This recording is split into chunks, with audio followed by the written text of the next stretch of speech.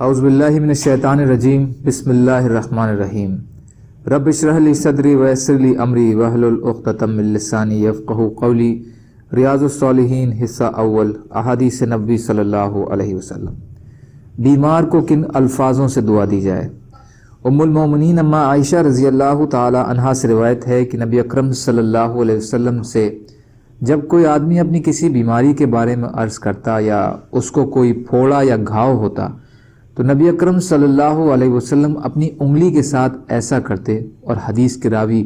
حضرت سفیان رضی اللہ تعالی عنہ نے اپنی شہادت کی انگلی زمین پر رکھی پھر اسے اٹھایا، یعنی اس طرح آپ صلی اللہ علیہ وسلم دعا کرتے اور یہ دعا پڑھتے جس کا ترجمہ ہے کہ اللہ کے نام سے ہماری زمین کی مٹی ہم میں سے کچھ کے منہ کے تھوک سے مل کر ہمارے پالنہار کے حکم سے ہمارے روگی کی شفا یابی کا ذریعہ ہوگی۔ بخاری و مسلم۔ فائدہ، یعنی آپ صلی اللہ علیہ وسلم اپنی شہادت کی انگلی زمین پر رکھ کر اٹھا لیتے اور اس میں اپنے تھوک کی ملاوٹ کر کے روگی کے درد والے حصے یا گھاؤ پر رکھتے اور یہ دعا پڑھتے جس سے اللہ تعالیٰ کے حکم سے بیمار ٹھیک ہو جاتا۔ کچھ کے نزدیک یہ آپ صلی اللہ علیہ وسلم کا معجزہ تھا، اس لیے یہ عمل آپ صلی اللہ علیہ وسلم کے ساتھ خاص تھا، کیونکہ یہ مٹی بھی مدینے کی خاص مٹی تھی اور آپ صلی اللہ علیہ وسلم کے تھوک مبارک کو بھی خاص شرف حاصل تھا۔ لیکن حافظ ابن حجر رحمۃ اللہ علیہ نے اس قول کو محل نظر کہا ہے۔ تھوک اور مٹی تو ظاہری اسباب ہیں جنہیں اختیار کرنے کا حکم ہے، اس میں شفا کی تاثیر کا پیدا ہو جانا اللہ کی طرف سے ہے۔ حقیقت یہ ہے کہ یہ دم مسنون ہے اور اس میں اصل تاثیر بِإِذْنِ رَبَّنَا کے الفاظ کی ہے۔ مومن کے منہ کا لعاب اور مٹی چاہے کسی بھی زمین کی ہو، اس شفا بخشی کا صرف ایک حصہ ہے اور تجربے سے اس دم کا بے حد اثردار ہونا ثابت ہے۔ دوسرا، اہل علم اور اہل تقوی کی طرف بھی جسمانی تکلیف کو دور کرنے اور دعا کے لیے جانا جائز ہے، بشرطے کہ وہ تعویذ گنڈوں اور مشرکانہ طریقوں سے علاج نہ کرتے ہوں۔ ام المومنین اماں عائشہ رضی اللہ تعالی عنہا سے ہی روایت ہے کہ نبی اکرم صلی اللہ علیہ وسلم اپنے کچھ گھر والوں کی عیادت کرتے تو اپنا دایاں ہاتھ بیمار کے درد والے حصے پر پھیرتے اور یہ دعا پڑھتے، یا اللہ لوگوں کے پالنہار تکلیف کو دور فرما دے، تو شفا عطا فرما، تو ہی شفا دینے والا ہے، تیری ہی شفا ہے، تو ایسی شفا دے جو بیماری کو نہ چھوڑے، اسے بالکل ختم کر دے۔ بخاری اور مسلم۔ فائدہ،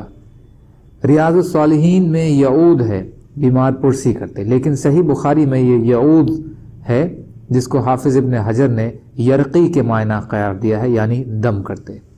حضرت انس رضی اللہ تعالی عنہ سے روایت ہے کہ انہوں نے حضرت ثابت تابعی رحمۃ اللہ علیہ سے کہا کہ کیا میں تم پر رسول اللہ صلی اللہ علیہ وسلم کا بتلایا ہوا دم نہ کروں؟ انہوں نے کہا کیوں نہیں؟ حضرت انس رضی اللہ تعالی عنہ نے یہ دعا پڑھی، یا اللہ لوگوں کے پالنے والے، تکلیف کو لے جانے والے، تو شفا عطا فرما، تو ہی شفا دینے والا ہے، تیرے سوا کوئی شفا دینے والا نہیں، تو ایسی شفا عطا فرما جو بیماری کو نہ چھوڑے۔ فائدہ، اس روایت سے نبی اکرم صلی اللہ علیہ وسلم اور صحابہ اکرام رضی اللہ تعالی عنہم کا دم کرنا ثابت ہے،